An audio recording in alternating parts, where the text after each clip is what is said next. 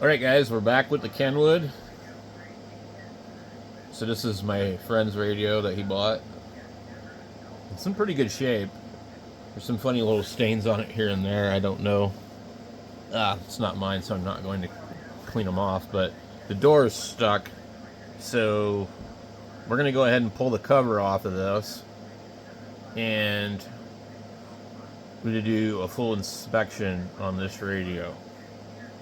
But first, we're going to see how far frequency it is off exactly by using the FTDX 3000 as our reference as usual.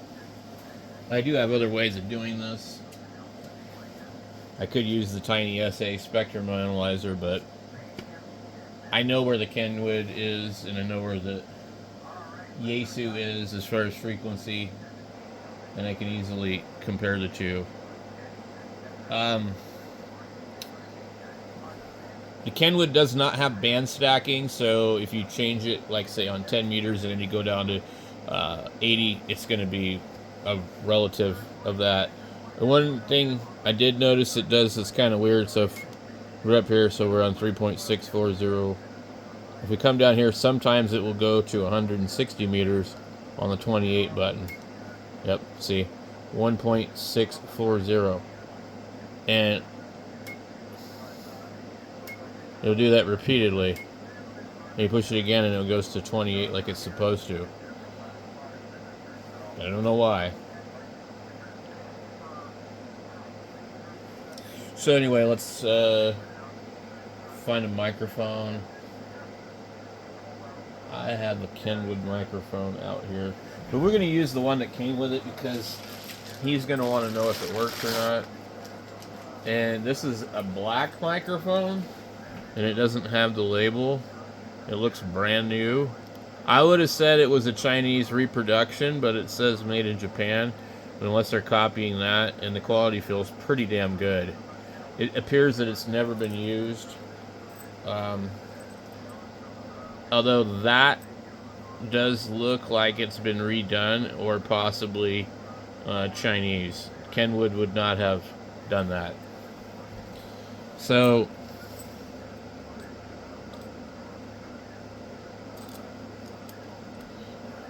we're on 28. We have 28 and 29, by the way, on this radio. So that does make it a little easier to jump around. Now, I believe they first released this radio in 1985, and I think they made it till about 1994. So there are some really late production models. This one is different than mine. The buttons are kind of a little smoother. Mine had the adjustable legs that somebody took the other half off. This one doesn't look like it had that ability. The meter is a little bit different in the scale, I think. This one, like, generally looks a little brighter, almost as if maybe somebody put LEDs in it. But either way, like at a glance, it looks the same. There's a bunch of schmutz all over the VFO knob. I always take note of all that crap to see how well a radio's been taken care of. Cosmetically, there's like almost no scratches on the radio. There's a little bit of wear right here, which is going to be normal. People like to rest their hand. These radios, unlike the other radio we did of his, this is metal. All of this is metal. And that's like really, I think all radios should have been continued to be made that way. You know, once Yaesu went away from the 1000D, they made them all plastic, you know. It's cool playing with these older radios like this because there's no menus. There's a knob, there's a button. This is what I was saying I like better. LSB, USB, CW, AM, FM, and FSK. I don't like it when they combine upper sideband, lower sideband on a button. And also, this radio will also do CW. It announces the mode in CW.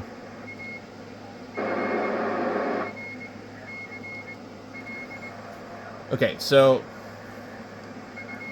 And I have not checked to see if it's unlocked or any of that yet. A lot of times these ones are. The other one was not. So we've got this radio over here. And we're also going to try something. I can't get the door open, but I did successfully get the tuner to work like once. We're on a dummy load, and I've seen where that will make it go wacky if you try and like tune it on the dummy load. Now the way you tune this radio is really weird and not intuitive. You see the ATT button? It's A.T. That's antenna tune. And when you push that button, it will say antenna tuner ready. And you'll have a certain amount of time to push the send key. You have to have the auto through button pushed in. Okay? If you don't, it won't do anything over here when you push that button. So auto through, ATT, and then send. And it's actually taxing the crap out of my UPS. And it's tuning. It cannot find a match very quickly.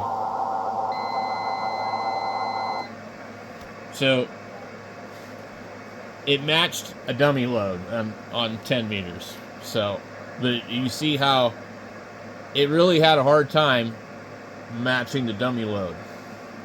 Now, I tried it on 80 and it just wouldn't do anything. It sat there forever and ever. You can tune the power down here, which is probably a really good idea because it actually straight up tunes with 100 watts, and that's probably why it's bad. It's probably smoked some capacitors or chokes on the tuner board. There also could be some other damage. It can cause a lot of problems. These were more. Well, the 830 was still being made when this was being made, so at least I think it was. So they were expecting hams to be more hands-on back then in understanding how to tune things. So it's not an automatic antenna tuner. It's a tuner that's automatic, but the process of it's not automatic. But this is just one stiff ass freaking cord. I think this is a reproduction microphone with a fake Japan logo on the back of it. It just looks too new. And also, the ones that you get on Amazon come like that with no logo.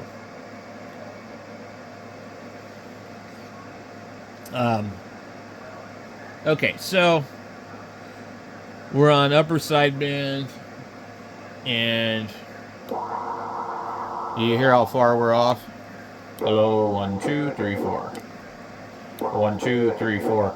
So my voice sounds funny, but I mean, like if we were contesting, hello, you're 5'9", you're 5'9", over, again. I can't hear you, you're 5'9", you're 5'9", what's my signal report? So, you're going to make the contact, but if you get on here and you call the good old boys and say, hey Buford, how you doing over there? Yeah, Bram, you sound off frequency. Yeah, there's something wrong with your radio. That's what they're going to tell you.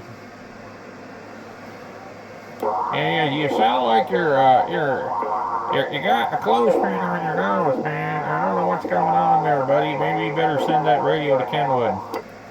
So watch. So what you do with a radio like this, for anybody that's new watching this radio video, there's something called zero beating that you can easily do on single sideband. And what happens is when a radio is off frequency, it resonates a certain way. And so you take another radio that's nearby and you hold the microphone near its speaker, and it will do this.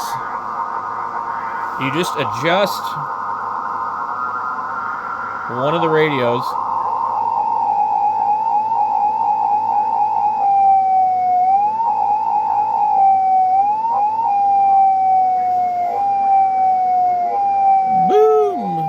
You see it's oscillating? You get it as slow as possible, okay? And now you know where it's at on frequency in relation to the other radio. So when this radio is on 28073.89, it's really on 28074. So that means that this radio is off by 110 hertz, which is enough to cause problems on sideband while you're talking to people. Now, listen to it now. Hello, 1, 2, 3, 4. There we go. So, hey, Billy Bob, how's my signal sound down there in Alabama? Oh, yeah, you sound good. You sound good. You sound good, man. You're nice. You're on frequency. Okay, see? So, that's all there is to it. And Kenwood did this bullshit where you can adjust your RIT and your XIT, and you would want both of them shifted. But here's the problem, okay? When you adjust this, it adjusts your display as well. It's not like a CB radio, okay? Where, oh, you're off by 120, just adjust your clarifier and just leave it. And then every time that you tune to this frequency, so let me show you. So if we were to adjust our frequency for receive or transmit, this display is going to change. Okay? The clarifier changes our frequency on the display, which is stupid. And it shows you in kilohertz over here how much you're adjusting it by, usually. This knob is an encoder.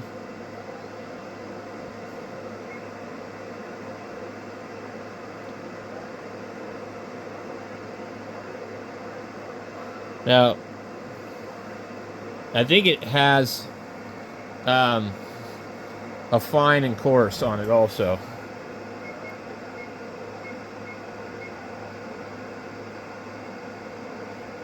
And when it's not on, it'll still adjust it when it's on or off, but it doesn't change anything. 1, 2, 3, 4, 1, 2. So you see, I'm off frequency. Okay, so now we'll push the XIT. Oh, 1, 2, 3, 4. See, we can adjust it now, and it'll go wherever we want it to go. Oh.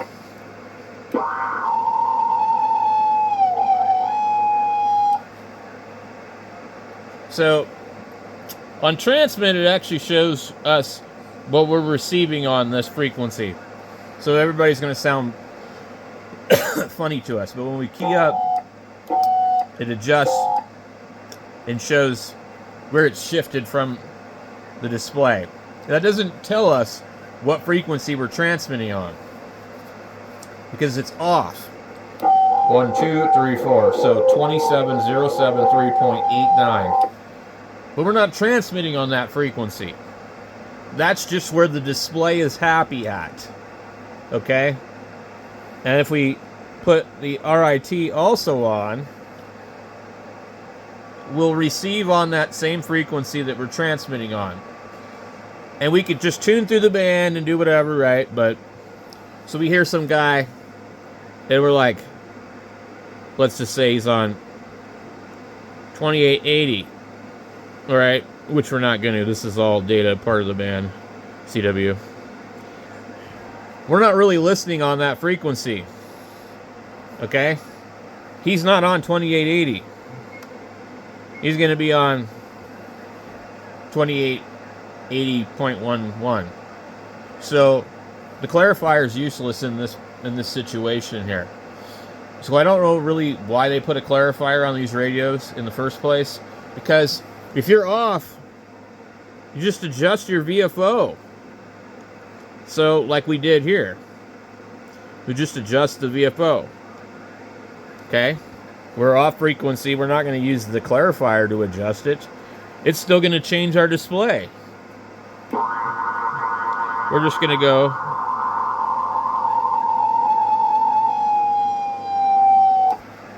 And boom. Okay, we know where we were originally. And now we just have to remember that we're actually really on 28074. And we've adjusted it for the difference.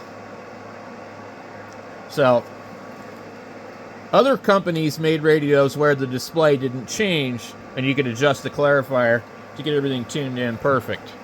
And then you could go about your day and use your radio that was just off by 100 hertz.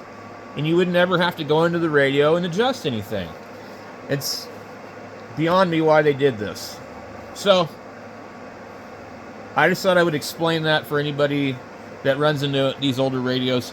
Almost every radio that you're going to run into from the early 80s to the mid 90s, sometimes even all the way up to 2012, 13, 14, my FTDX 1200 was off frequency by like 70 or 80 hertz. You're going to run into this. So maybe this video will help you figure it out. And all you got to do is jump on the 10 meter band, because that's where it's the most obvious when somebody's off frequency. You know, listen to some of these guys on their high dollar flex radios and you'll learn real quick that you're off frequency. So anyway, I got some other stuff to do. Gonna open it up and see if we can find the issue with the auto tuner, and we'll go from there.